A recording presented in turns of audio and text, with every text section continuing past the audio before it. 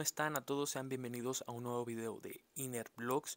El día de hoy vamos a estar analizando el caso Las Puquianchis, equipo 2, conformado por Michelle Adelene, Juliana Montserrat, Brenda Citlali, Laura Leticia y su servidor Iner Torres del Centro Universitario UDG.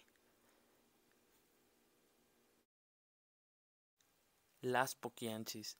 En los años 1964, una revista mexicana especializada en noticias de este tipo, llamado Alarma, dio a conocer una historia impresionante el 25 de enero de 1964. Aquella portada en color amarillo mostraba a las Puquianchis y se pedía una investigación minuciosa a todos aquellos que estaban involucrados en los hechos. Se trataba de un caso criminal jamás visto en la historia de México, que involucraba en primera mano a 4 hermanas que administraban un burdel y que tenían retenidas en contra de su voluntad a un grupo de mujeres jóvenes para esclavizarlas y someterlas a múltiples castigos. En enero de ese año, luego de un largo tormento, una de las mujeres de nombre Catalina Ortega logra escapar del rancho donde la tenían privada de su libertad. Escabulléndose por una abertura en la pared, caminó largos kilómetros hasta que pudo contactar con su familia, quienes la acompañaron a denunciar el hecho ante las autoridades en la ciudad de León, en el estado de Guanajuato, México. Al llegar con sus familiares a la jefatura de policía, se le veía en muy mal estado, delgada, demacrada. Por suerte, aquellos oficiales no estaban coludidos con las Puquianchis. En su declaración mencionó el trato ruin y despreciable al que fue sometida por las hermanas González. No solo eso, sino entenderían que un grupo de mujeres estarían esclavizadas y eran obligadas a entregarse a los hombres a cambio de dinero. Por otro lado, el teniente, que la apodaban Águila Negra, trabajador de las Puquianchis, buscó a la joven por todos lados, sin tener algún rastro de ella. Entonces la policía apresuró la búsqueda y captura de las hermanas González. Era el 14 de enero de 1964 cuando la policía arribó al lugar mencionado por Catalina, un rancho llamado Loma del Ángel. Al llegar al lugar, se encontraron con unas mujeres vestidas de negro, llevaban faldas largas y chales desgastados. Al solicitarles la revisión del lugar, presenciaron uno de los episodios más terribles que jamás habían encontrado en aquellos años. En el interior se encontraban numerosas mujeres en distintas habitaciones, en muy malas condiciones. Su aspecto era descuidado, sus rostros mostraban miedo, caras demacradas. Aquellos que presenciaron aquel episodio quedaron sorprendidos. Ante aquel hallazgo, una a una fueron sacadas de aquel lugar. Se solicitó el apoyo para detener a las hermanas González de inmediato. Y de pronto una de las mujeres esclavizadas mencionó a la policía: en el patio trasero había un cementerio clandestino, donde se encontrarían una escena escalofriante. En aquel lugar se encontraron con cuerpos de mujeres bajo tierra con cortes y heridas por todo el cuerpo. Había también numerosos embriones y un sinfín de huesos que días después se pudo confirmar que pertenecían a más de 91 personas. Delfina, María de Jesús, Carmen y Eva Valenzuela nacieron en San Francisco de Rincón, Guanajuato, y en El Salto, Jalisco, México, hijas de Isidro Torres y de Bernardina Valenzuela, quien era una fanática religiosa, y su padre trabajaba como policía en ese entonces bajo el mandato de Porfirio Díaz, dedicándose a atrapar a los asaltantes de caminos. Era alcohólico y constantemente infligía maltratos a su familia, además que en muchas ocasiones obligó a sus hijas a presenciar los castigos de los detenidos, incluso las ejecuciones. Llegó a tal extremo de encarcelar durante un año a su propia hija, Carmen, como escarmiento por haberse escapado con un hombre sin estar casada. Era común ejecutar a los delincuentes que apresaba, tal como marcaban las reglas de la organización en aquella época. Cumplía con su trabajo de manera eficiente, pero todo cambió un día cuando quiso abusar de su rango y mató a un hombre con el que tenía problemas. Después de eso, Isidro Torres y su familia tuvieron que huir y comenzar de nuevo sus vidas en la ciudad del Salto, en Jalisco, donde comenzó a trabajar como arriero, y por temor a las represalias tuvieron que cambiar su apellido paterno. A mediados de los años 30, Delfina, Carmen y María de Jesús consiguieron un trabajo como obreras en una fábrica de hilados de tejido. Era un trabajo arduo, mal pagado, por lo cual no duraron mucho. Fue así que buscaron otras maneras de ganarse la vida.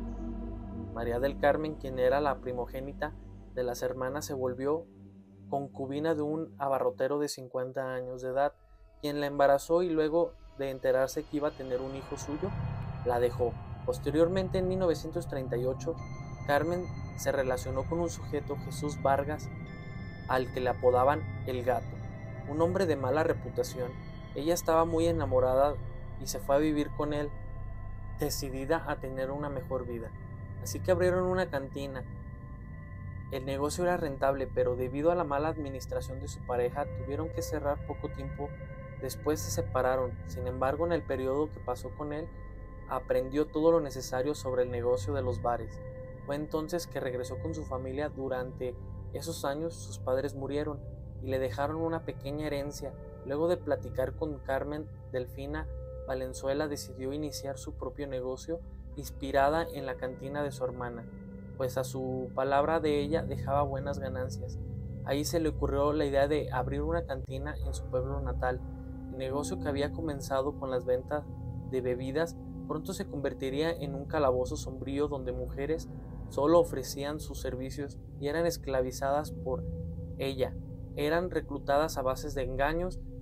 Las jovencitas tenían entre 13 y 16 años. Con la promesa de conseguirles trabajo como empleadas domésticas, atrajo a varias jóvenes de los ranchos más cercanos y pronto el lugar tuvo mucha prosperidad. El hijo de Delfina, Ramón Torres González, alias El Tepo, era el que se encargaba de supervisar a las jóvenes en aquel lugar, además de controlar a los clientes, evitando que armaran riñas, agregando también que en aquellas ocasiones era quien pagaba unos sobornos a las autoridades. Carmen había hecho unos estudios contables, era quien llevaba la contabilidad y era encargada de los permisos, abandonando la clandestinidad, convirtiendo el lugar en un sitio legal. Quiero que me invite usted a su recámara para que hablemos del permiso.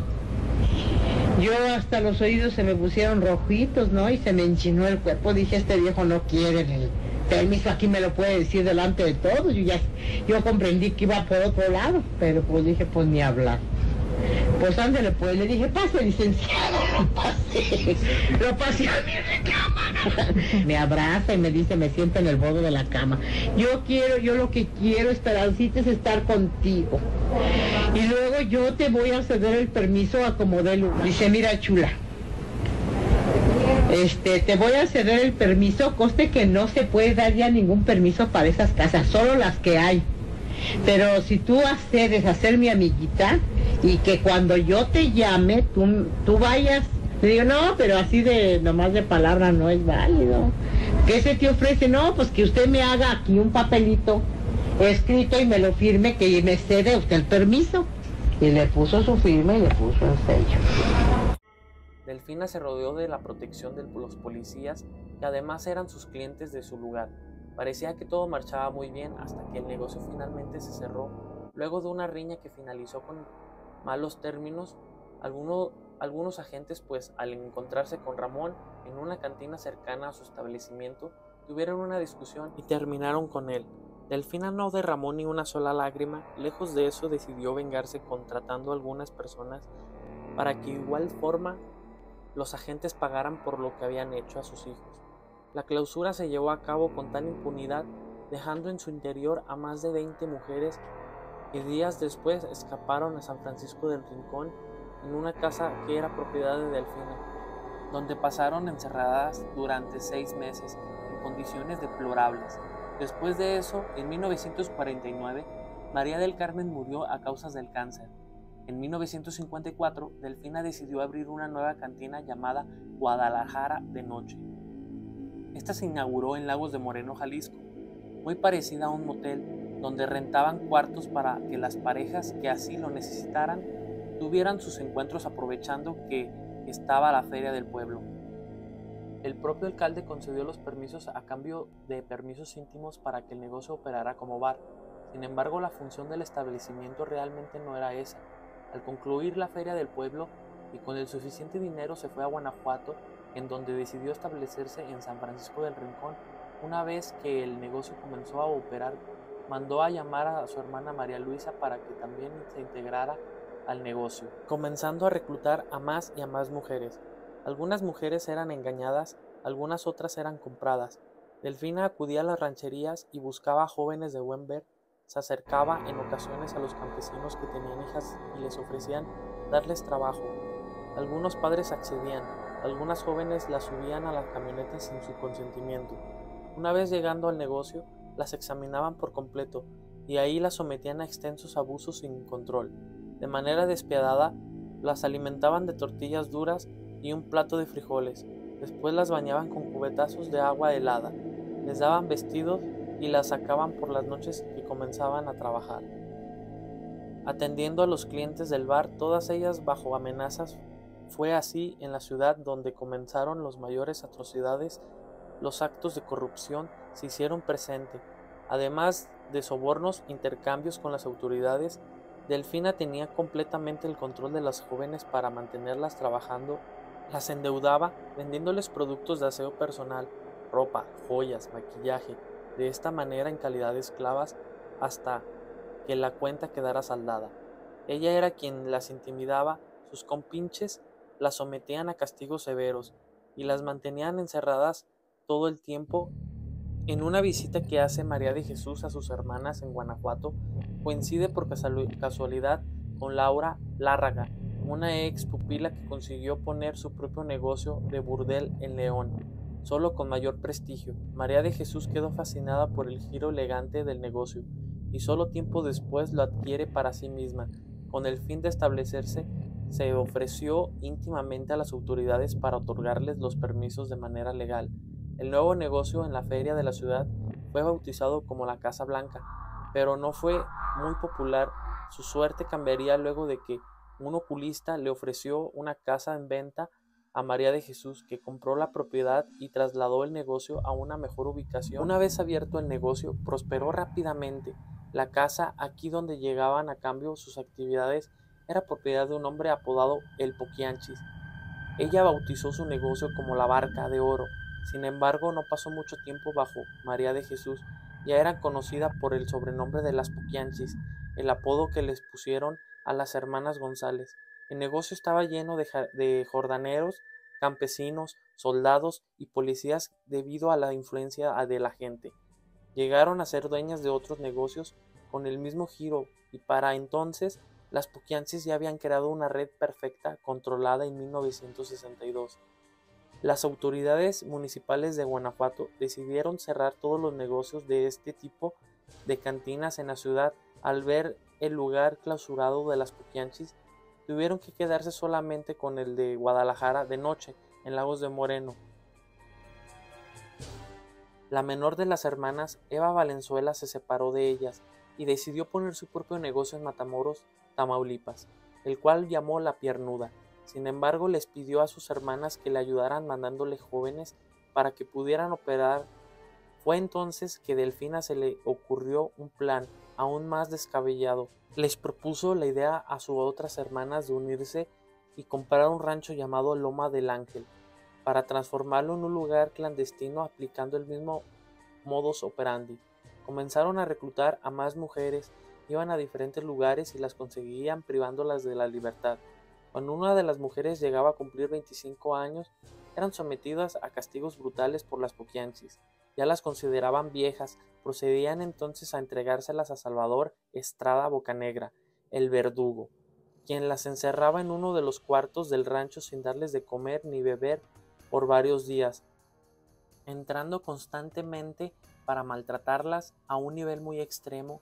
Una vez estaban tan débiles que ya no podían ni siquiera intentar defenderse, las llevaba a la parte de afuera del rancho y tras cavar una zanja profunda las enterraba vivas.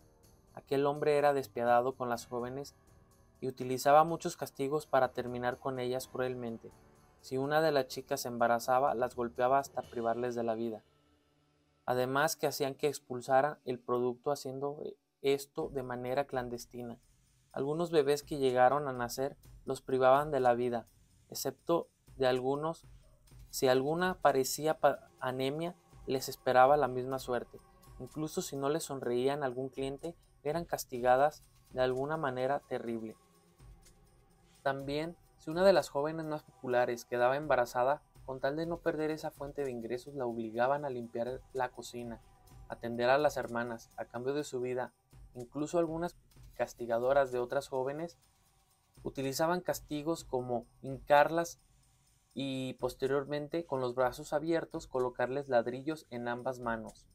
Las poquianchis habrían reclutado a varios ayudantes quienes la ayudaban a sus labores, como era Francisco Camarena García, el chofer que se encargaba de trasladar a las jóvenes reclutadas junto con Enrique Rodríguez Ramírez.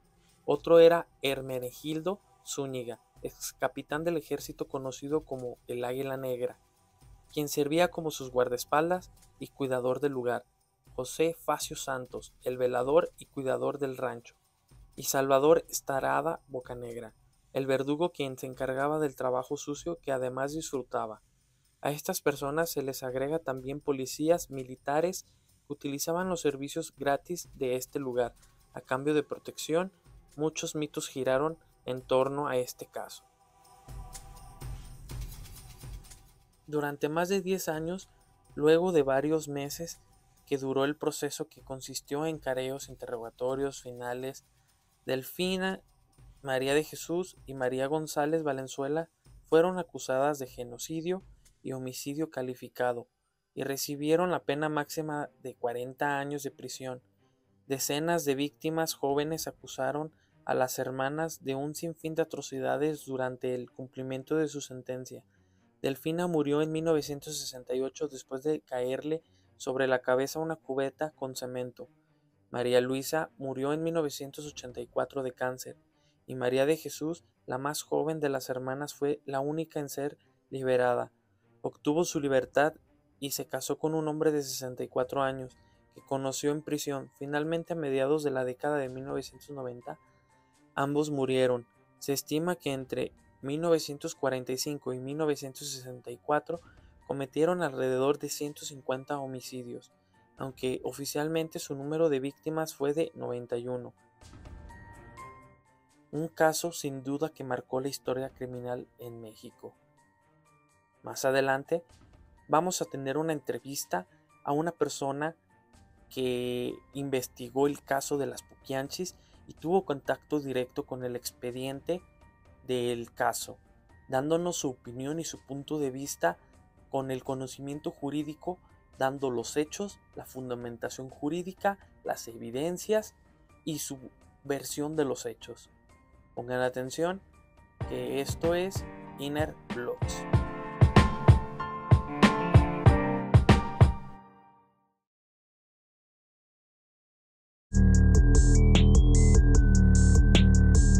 Doom shot, motherfucker.